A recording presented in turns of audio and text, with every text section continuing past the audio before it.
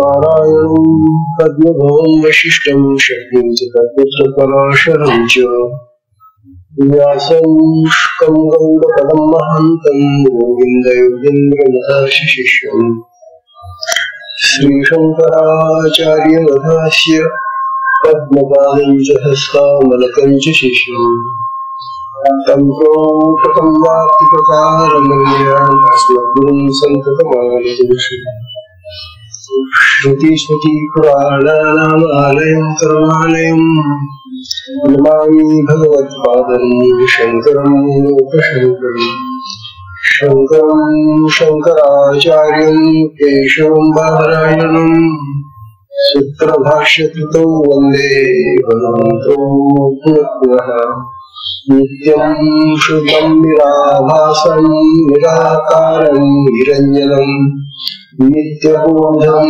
चिदानन्दं गुरुं ब्रह्म नमामि गुरुं ब्रह्म नमामि ईश्वरो गुरुरात्मेति मूर्तिभेदविभागिने व्योमवद्व्यक्तदेहाय दक्षिणामूर्तये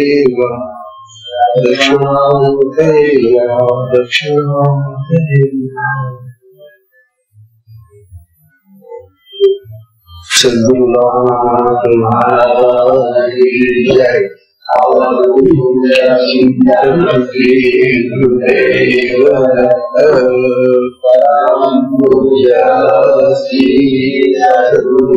स्वामी शिवों तीर्थ महाराज की जय।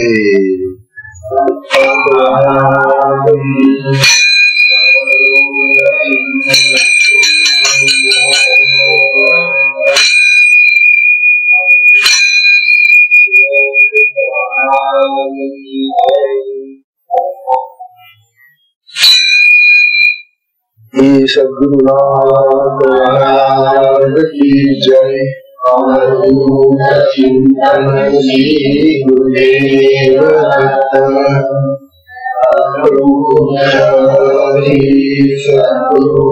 स्वामी शिवों तीर्थ महाराज की जय।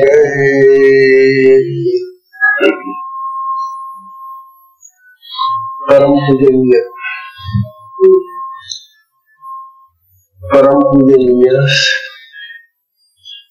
श्री सद्गुरु स्वामी शिवतीर्थजी महाराज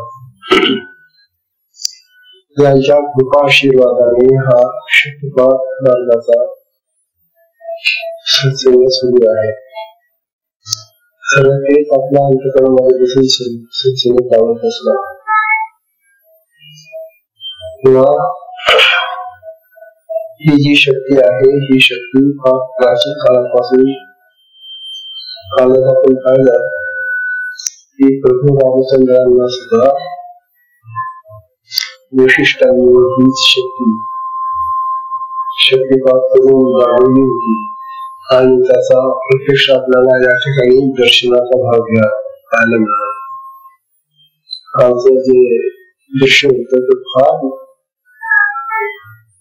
त्या साधनेच्या दृष्टीने खूप प्रसिद्ध दर्शन तेव्हा अशी ही जी शक्ती आपल्या देहामध्ये आता देणं जागृत झालेली आहे ही नाना प्रकारच्या क्रिया करते. आपण काय लागतात ही साधकांचे प्रकार बनवते, साधकांच्या अवस्था निर्माण करते, साधकांना मंत्र हट लय आणि राजयोगाच्या क्रिया निर्माण करते. आज आपल्याला थोडासा वेगळा विषय घ्यायचा आहे. हा विषय आता पूर्ण नवीन विषय. आपण ही जी वेगळ्या प्रकारची भजन होतो, काव्य वाचतो, ही जी काव्य आहेत त्यामध्ये कमी निर्माण करतात काव्य. या काव्याची निर्मिती शक्तीच करते, परंतु त्या कवीला माहिती नसतं की आपल्या देहामध्ये असलेली जी आत्मशक्ती आहे ती काव्याचा उगम आहे. तेव्हा आपली सगळी काव्य, आपले सगळे संत सत्पुरुष आपल्याला हे सांगत आलेले की भगवंताच्या या भगवतीच्या कृपेनं आम्ही हे तुम्हाला सांगतो. आता अशी ही जी शक्ती आहे ती जशी काव्याच्या माध्यमातून प्रकाशित होते, तशी तीच शक्ती आपल्या देहामध्ये राहून साधकाच्या क्रियांमधून प्रगट होते आणि तशाच प्रकारचे भाव निर्माण करते. जे कवितेमध्ये जे भाव निर्माण होतात, कवितेमध्ये निर्माण होणारे सगळे रस, तेच रस किंवा भाव आपल्या साधनेच्या क्रियांमधून प्रगट होतात. साधकांनी आपल्या साधनांचा, आपल्या क्रियांचा थोडासा निरीक्षणाच्या पद्धतीने किंवा हे जाणून अभ्यास करावा की आता आपली ही जी क्रिया चाललेली आहे ती कोणत्या रसात चाललेली आहे, कोणत्या भावात चाललेली आहे. तर हे जे भाव आहे किंवा हे जे रस आहे, काव्यामध्ये त्यांना रस म्हणतात आणि आपल्या साधनेमध्ये ते भाव आहे. शब्द फरक आहे, भाव म्हणा तर रस म्हणा, पण हे जे भाव आहे ते मधुर भाव आहे आणि म्हणूनच त्यांना कवितेमध्ये रस म्हटलेले. रस हा मधुर असतो. बघा तुम्ही सगळे फळांचे जे रस आहेत, आपण लिहिल्या फळांचे रस, ते आपल्याला अतिशय चवदार लागतात आणि आवडते असतात. आणि रसवत्ता ज्या वेळेला येते त्यावेळेला तो आत्मा प्रसन्न होतो. असं म्हटलेलं वेदांमध्ये म्हटलेलं रसही वंसा, अरे मी तो रस आहे असं तो आत्मा सांगतो, तो भगवान सांगतो. वेदांमध्ये म्हटलेले की मी रसच आहे, रसयुक्त आहे मी. कारण भगवंताचं नाम जरी घेतलं तरी ते रसयुक्त असतं, वेगळी लावतात मला. म्हणून साधू संत सत्पुरुष सज्जन हे सगळे आपल्याला भगवंताचं आणि देवदेवतांची नावे घ्यायला सांगतात, कारण ते रसयुक्त असतात, रसाळ असतात, गोड असतात, मधुर असतात, चविष्ट असतात आणि म्हणून ती घ्यावीशी वाटत असतात. जर हे रस इतके गोड आहेत आणि ते असे आपल्याला घ्यावीशी वाटतात, मग आपल्या साधनेमधल्या ज्या क्रिया आहेत त्या जर रसपूर्ण असतील, भावपूर्ण असतील, तर त्या साधकाला किती आनंद होत असेल. फक्त त्या साधकाला कळलं पाहिजे की हा आपला कोणता रस चालू आहे.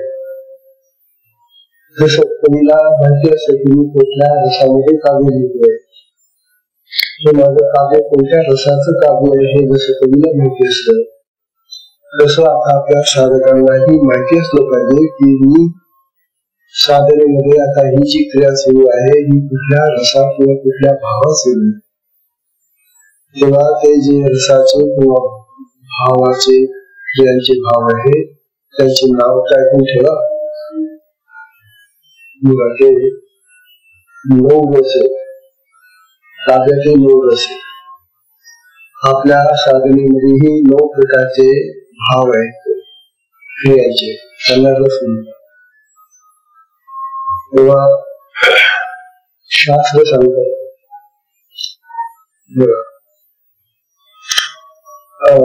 ग्रंथातला श्लोक असा आहे, शास्त्र ग्रंथात, रौद्रो अद्भुतश्चैव, रौद्र अद्भुतश्च, शृंगारो हास्यम, रौद्रो अद्भुतश्च, शृंगारो हास्यम,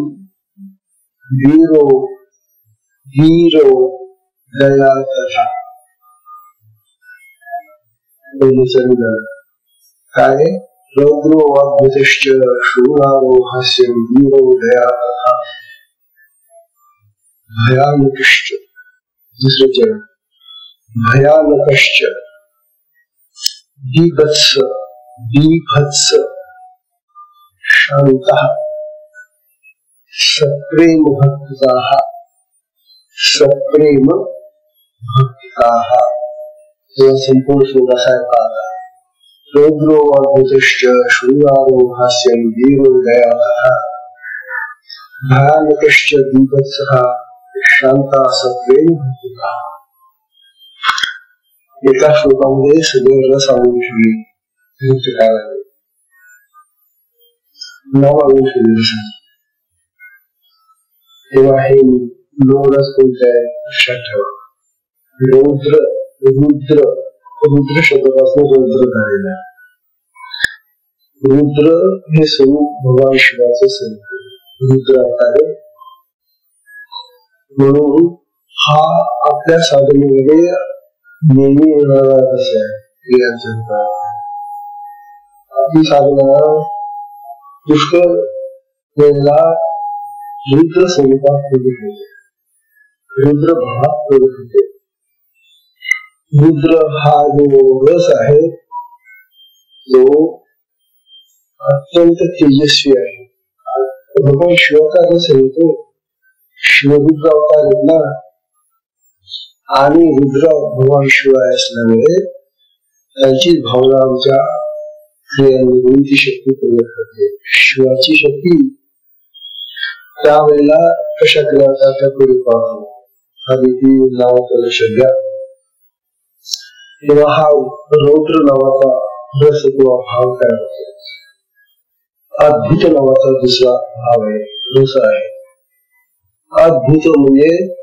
जो कधी आपण पाहिला नाही ऐकला नाही असं अशा प्रकारचा भाव तयार होतो त्याला रुद्र अद्भुत म्हणतात अद्भुत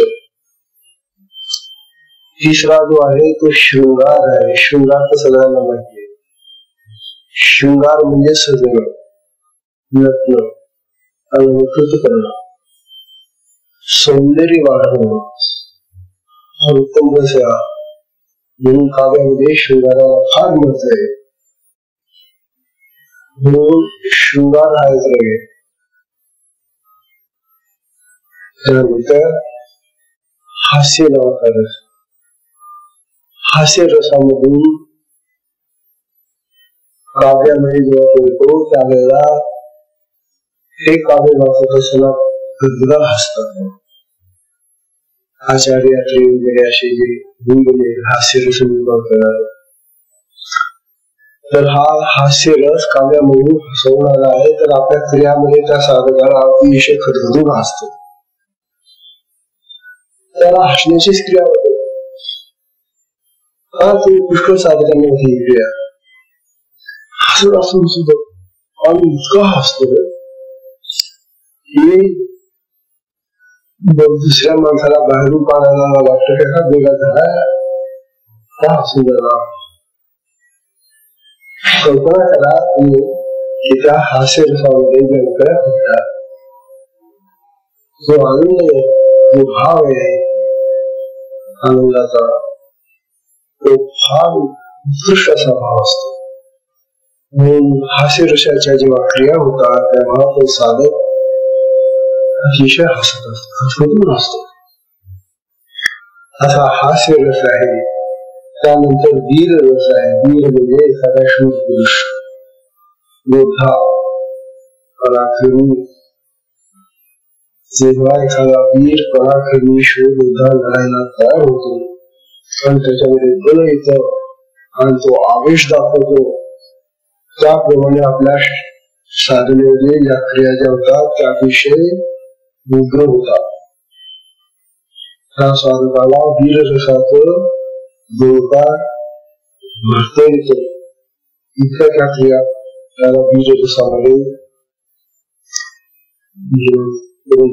वीर बनवतात तेव्हा पाठ होतो हात उगारतो आणि नाना प्रकारचे असे शब्द काढून जसे लढाई करतात तेव्हा हा वीररस सुद्धा आपल्या साधनेमध्ये अनेक क्रियांमधून प्रगट होणारा रस आहे, वीररस. त्यानंतर दया. दया तुम्हाला दुसऱ्यांवर कृपा करणं, करुणा करणं, दया येणं, हा दयेचा भाव नैसर्गिक आहे माणसामध्ये. विशेषतः श्री जीवनामध्ये दया ही निसर्ग निर्मित आहे.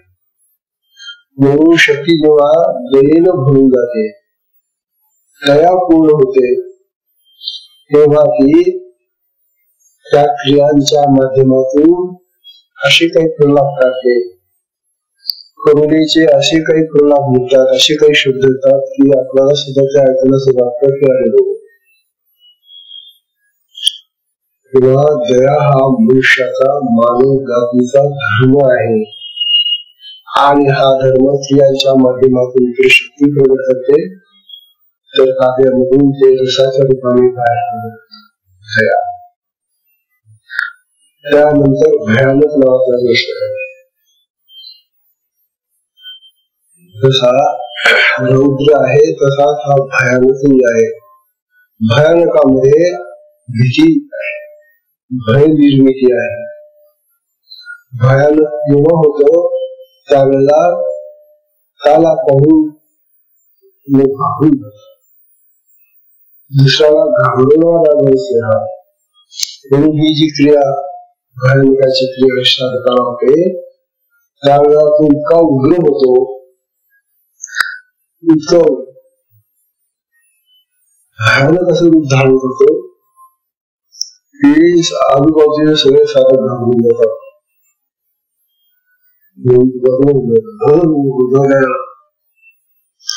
तो एखाद्या वीराप्रमाणे हातामध्ये काहीतरी विषयला तलवार म्हणा, लाठी म्हणा किंवा गदा म्हणा फिरतो. म्हणजे हा भयानकतेचा भाव त्याच्या क्रियांमधून प्रगट. तर हा भयानकतेचा भाव पुष्कळ काव्यामधून प्रगट असतो. त्यानंतर विभत्स जबाबदार असेल. विभत्स म्हणजे साधारणतः कामसूत्रातले निर्णय प्रकार तशा प्रकारचे चालायचे करतो. आणि शांत नावाचा रस, शांत, हा जो शांत रस आहे तो सगळ्यात आनंद देतो. ज्ञानेश्वर महाराजांचं बरंच काव्य आणि शांत रसाला वाहिलेलं आहे. शांतोपी नवोत्साह असं लिहिलं. शांत रस जेव्हा साधकाच्या क्रियांमध्ये येतो तेव्हा तो साधक अतिशय शांत होतो. कुठली क्रिया नाही, कुठला भाव नाही, कुठली कल्पना नाही, कुठली हालचाल नाही, गंभीर होऊन जातो, तो शांत होऊन जातो. म्हणून शांत रस किंवा शांत भाव क्रियांमधून जेव्हा प्रगट होतो त्यावेळेला साधकाला प्रणालीची स्पष्टता लागते, तो शांत होऊन जातो. आणि काही लोकांनी 10वा रस निर्माण केलाय, त्याला भक्ती रस म्हणतात. भक्ती ही सुद्धा रसानेच युक्त असते, प्रेम असते. तसंच आपल्या साधनेमध्ये भक्ती रस ज्या वेळेला निर्माण होतो तेव्हा तो साधक देवीचं मोठ्या देवताचं आराधन करतो, प्रार्थना करतो. हे माते, हे देवते, मला प्रसन्न होणार, किती मला आता तो शेवटी बाई लोक, अशा प्रकारचा तो विनोद करत असतो. आणि आपण ऐकतो बरं, तो साधक ज्या वेळेला त्या भावाने भरून जातो, भक्ती भावाने, त्यावेळेला भक्तीच्या त्या भावना इतक्या त्याच्या हृदयंगम असतात. आपल्याला ऐकून सुद्धा त्या असे भाव तयार होतात. भक्तिभाव या सगळ्या साधू संतांनी त्या काव्यांमधून प्रगट केलेला आहे. परंतु हा भक्तिभाव आपल्या साधनेमध्ये क्रियांच्या माध्यमातून प्रगट होतो, त्या साधकाला भक्तीचा आनंद होतो. अशा प्रकारचे हे जे 9 रस आहेत किंवा 9 भाव आहे, हा जो भक्ती रस आहे, हे आपल्या क्रियांमधून कसे प्रगट होतात ते आता आपण पाहूया. आणि त्या क्रिया कशा होतात त्याही शास्त्राने फार सुंदर नोंद केली आपल्या साधनेचं.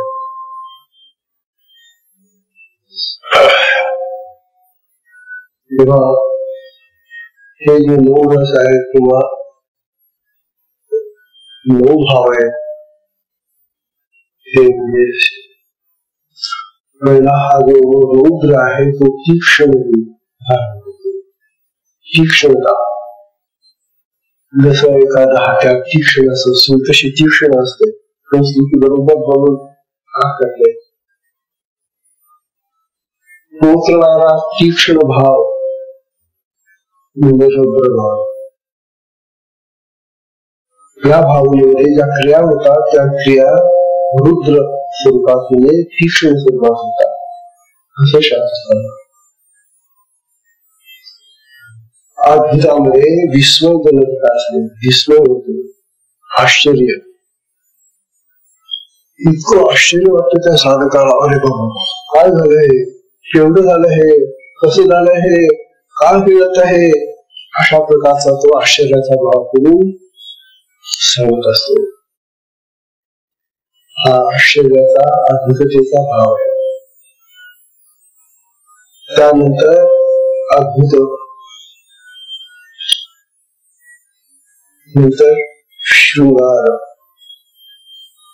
शृंगार हा जो रस आहे त्यामध्ये तो जो साधक आहे तो म्हणतो, मी आता माळा घालतो, बघा मी आता हातामध्ये कंकण घातलेला आहे, पायाला पैंजण घाललेलं आहे, काय प्रकारचे ते त्याच्या डोक्यामध्ये जे जे विचार त्या क्रियांमधून येतील त्या क्रियांनी तो सजत असतो, आपल्या शरीराला सजवून घेतो.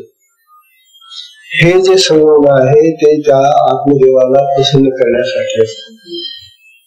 शृंगाराची भावना, शृंगाराने नटणं हे जसं एखादी स्त्री शृंगार करून आपल्या पतीला प्रसन्न करून देते, त्याप्रमाणे आमचा हा पतिदेव म्हणजे भगवान आत्मदेव आमच्या शरीरामध्ये आहे. आणि या आत्मदेवाला प्रसन्न करण्यासाठी मी शृंगार करतो आहे, त्या क्रियांमध्ये बरं हे सगळं. म्हणून तो शृंगाराने नटतो, नाना प्रकारचे अलंकार तो घालत असतो. आणि तो बोलून दाखवतो, वास्तविक त्याला कधी माहिती जर विचारला आपण, का तुम्ही हे अलंकार पाहिले का कधी साधून आल्यावर, मी तर कधीच पाहिले नाही. मग मी जे सांगत होता ते कुठले मला नाही माहिती क्रियांमध्ये कसं काय होतं. तात्पर्य ज्या अलंकारांची नावं आपल्याला माहिती नाहीये त्या अलंकारांची नावं त्याला क्रियांमधून प्रगट होतात. सांगा ना मला आता कसं काय करावं. त्यानंतर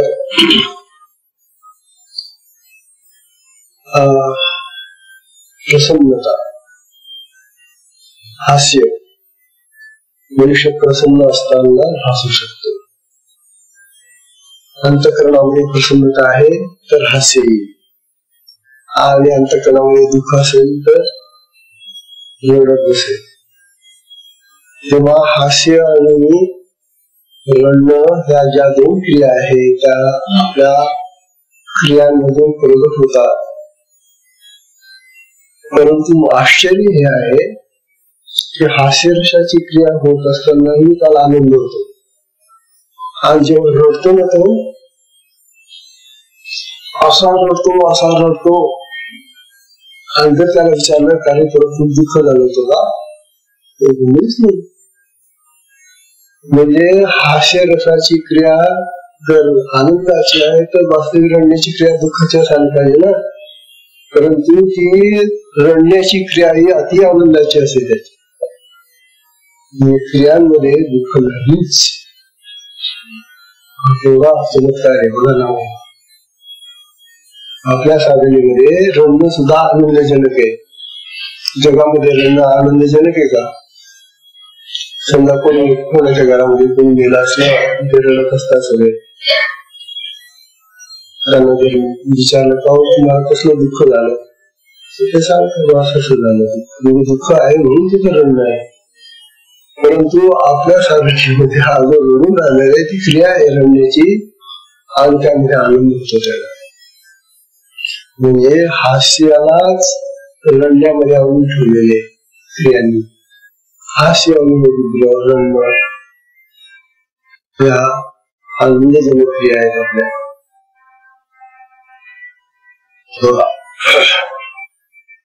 प्रसन्नता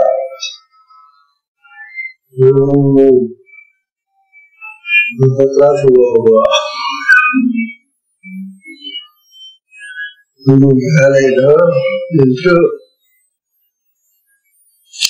प्रसन्नता. त्यानंतर आता हास्य आणि वीर नावाचा जो रस आहे त्या वीर रसामध्ये उत्साह असतो. उत्साहाने तो लढायला तयार होतो.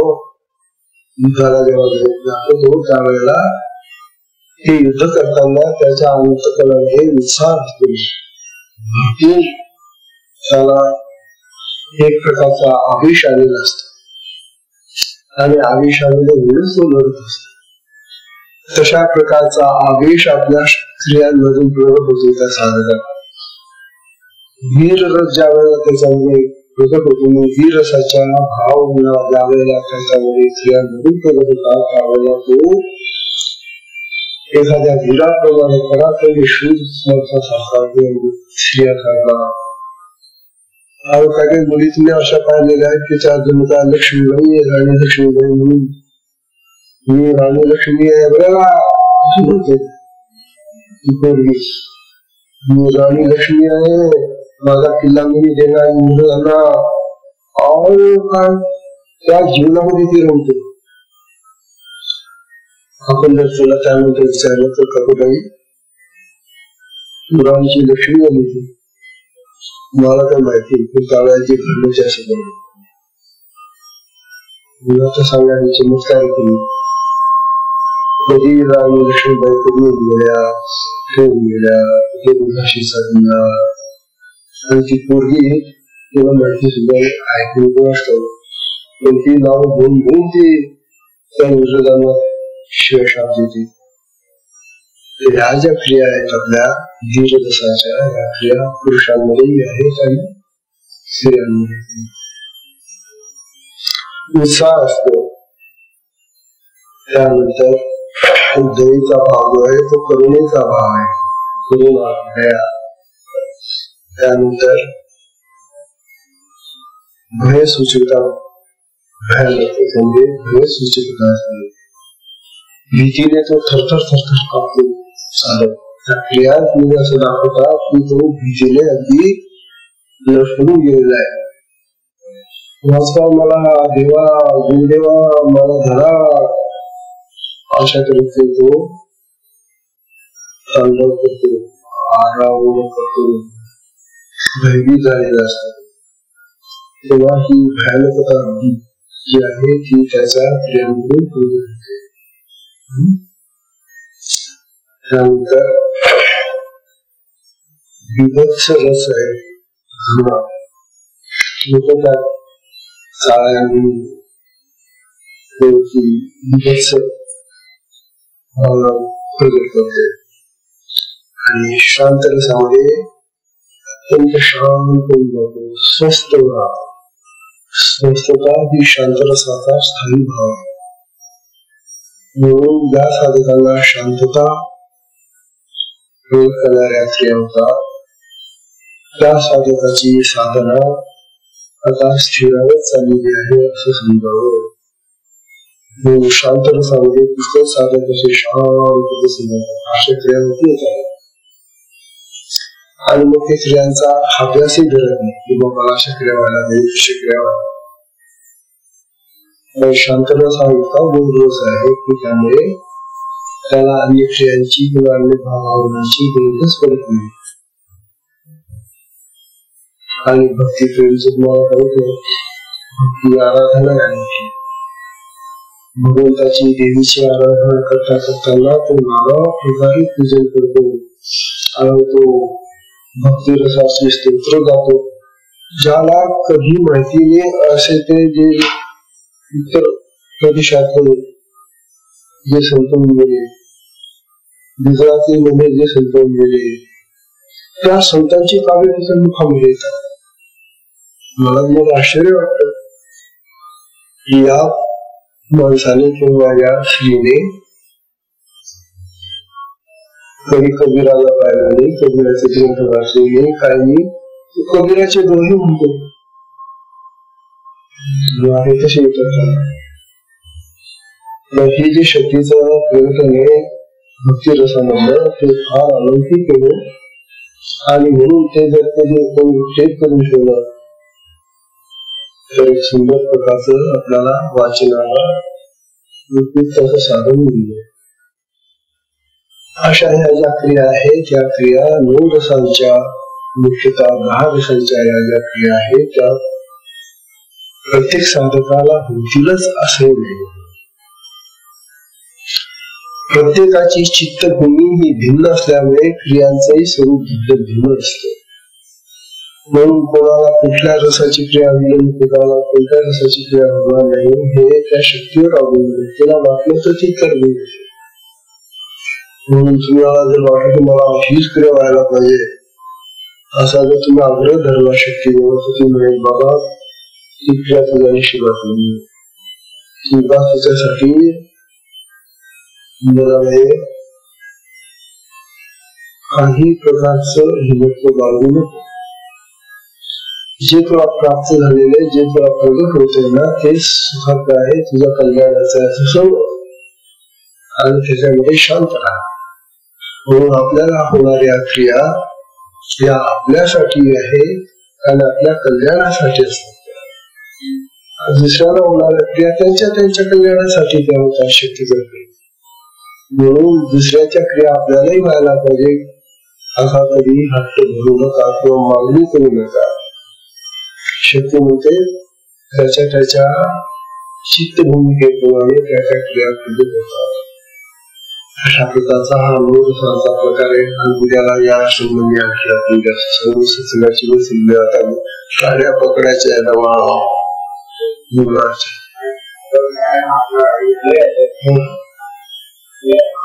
असं लागता लागतात 10 मिनिटं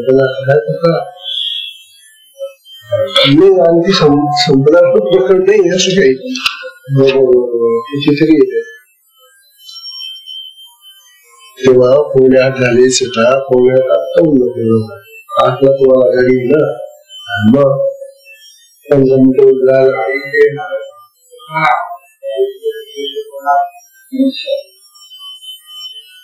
संपलं हो जे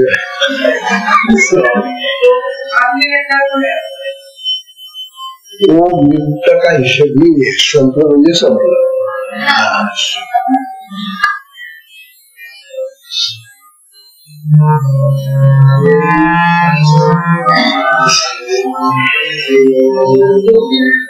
श्री सद्गुरुनाथ महाराज की जय.